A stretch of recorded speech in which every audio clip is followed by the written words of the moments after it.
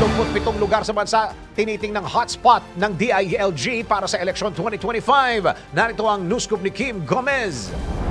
37 lugar sa bansa ang tinukoy na election hotspots ng Department of the Interior and Local Government para sa May 2025 midterm polls.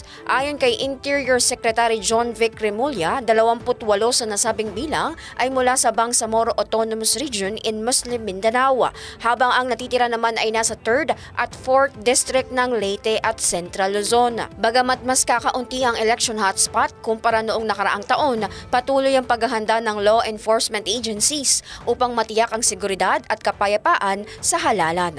Una nang ipinag-utos ni PNP Chief General Romel Francisco Marbila ang pagtukoy sa mga election areas of concern para maging basehan ng posibleng pagdaragdag ng kanilang tauhan sa lugar. Bago ito ay ilang insidente na ng pamamaril ang naitala laban sa mga kasalukuyan at aspiring officials sa iba't ibang bahagi ng bansa. At yan ang news scoop, Kim Gomez, nagbabalita ng tama, naglilingkod ng tama.